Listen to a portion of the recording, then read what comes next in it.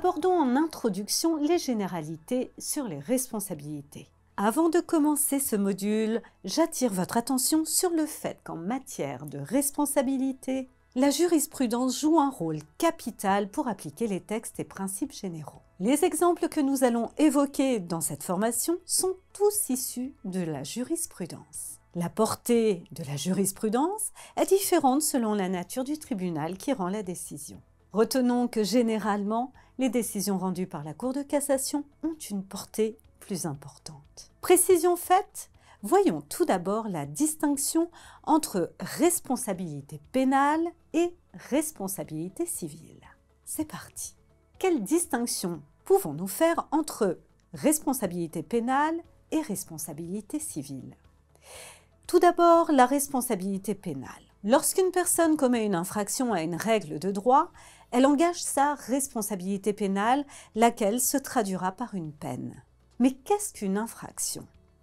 Eh bien, il s'agit de tout acte expressément interdit par la loi. On distingue différentes catégories d'infractions selon la gravité de celle-ci. Il y a la contravention, le délit ou le crime. Selon la qualification de l'infraction, la peine ira de la simple contravention à de l'emprisonnement. Maintenant, faisons un zoom sur la responsabilité civile.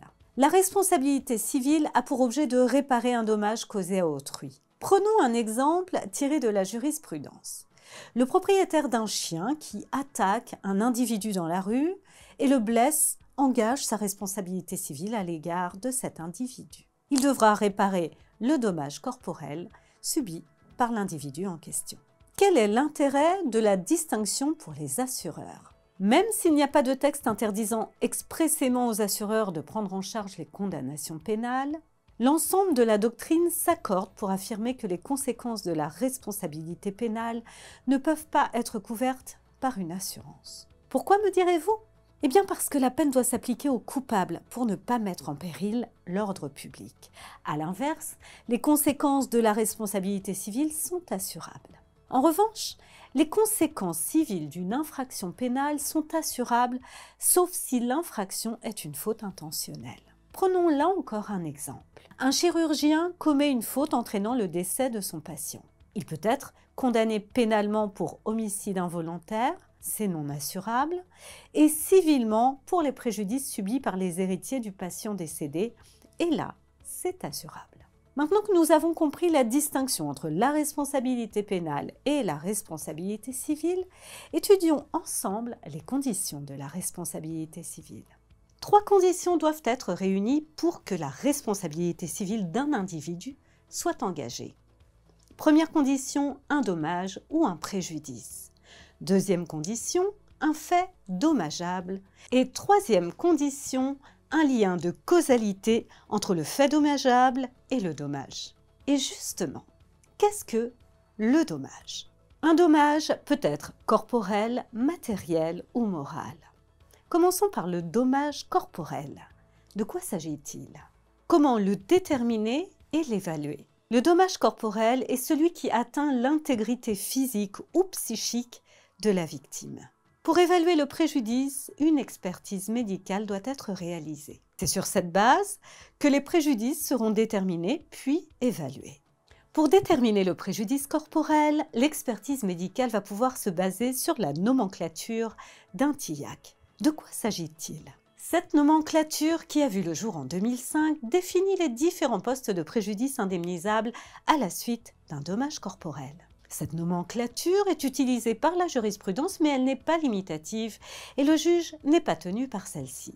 Elle distingue les préjudices patrimoniaux, ce qui affecte le patrimoine de la victime, comme par exemple des dépenses de santé, des préjudices extra-patrimoniaux qui sont dépourvus en somme de toute incidence patrimoniale. Il s'agit par exemple du préjudice esthétique, des souffrances endurées, etc. Pour évaluer le préjudice corporel, il n'existe pas de barème d'indemnisation unique, mais des référentiels. Il en existe plusieurs, dont celui élaboré par M. Mornay, conseiller à la Cour de cassation. Aucun barème ne lie le juge. Précisons à présent ce qu'est le dommage matériel. Le dommage matériel atteint les biens de la victime ou affecte son patrimoine. Les dommages qui touchent les animaux sont considérés comme des préjudices matériels. Ceci est d'ailleurs encadré par le Code civil. À présent, abordons ce qu'est précisément le dommage moral. Le préjudice moral ou dommage moral est la plupart du temps une conséquence d'un préjudice corporel. Il existe plusieurs types de préjudices moraux recensés par la nomenclature d'Intillac dont nous venons de parler, et notamment le préjudice d'établissement. En clair, c'est la perte d'espoir et de chance de réaliser un projet de vie en raison de la gravité d'un handicap. Il y a également le préjudice esthétique, une cicatrice, une mutilation. Le praesium doloris, en somme les souffrances physiques de la victime. Parfois, le préjudice moral peut être la conséquence d'un dommage matériel. Les tribunaux peuvent allouer des dommages et intérêts destinés à compenser la valeur sentimentale pour la perte éprouvée à la suite de la disparition d'un objet ou d'un animal. N'oublie pas de t'abonner à notre chaîne pour ne manquer aucune de nos prochaines vidéos. Et surtout, pense à liker si le contenu te plaît. Qu'est-ce que le fait dommageable ? Le fait dommageable est l'événement qui a causé le dommage. Il peut s'agir d'une faute, c'est-à-dire un acte contraire au droit, lequel peut être un acte positif, en somme volontaire, ou une abstention, donc une négligence, comme par exemple une personne qui s'abstiendrait d'entretenir son appartement. En matière de responsabilité civile, peu importe la gravité de la faute, que celle-ci soit légère ou grave, la victime aura droit à la réparation intégrale de son préjudice, sauf si cette dernière a elle-même commis une faute ayant contribué à la réalisation de son dommage. D'un simple fait, dans certains cas, il n'est pas nécessaire de prouver une faute. C'est le cas par exemple pour les parents qui sont présumés responsables des dommages causés par leur enfant. Il n'y aura pas besoin de prouver la faute de l'enfant ni du parent. Le lien de causalité. La responsabilité n'est engagée que s'il y a un lien entre le dommage et le fait dommageable. Le lien de causalité doit être direct et certain. Certains magistrats appliquent la théorie de l'équivalence. Certes, mais de quoi s'agit-il ? Cette théorie consiste à considérer que tous les faits qui ont concouru à la production du dommage doivent être retenus de manière équivalente, sans hiérarchie. Citons un exemple issu de la jurisprudence. À la suite d'une blessure occasionnée par un accident de la circulation, une victime a dû subir une intervention chirurgicale qui l'a rendue aveugle. Selon la Cour de cassation, il y a une relation de cause à effet entre l'accident et la cécité, car l'opération a été rendue nécessaire par l'accident. Quand bien même les conditions seraient remplies, il y a des cas où l'auteur du dommage peut s'exonérer de sa responsabilité. Je vous propose maintenant d'étudier les cas d'exonération en matière de responsabilité civile. Lors de la survenance de certains événements, le responsable peut dégager sa responsabilité.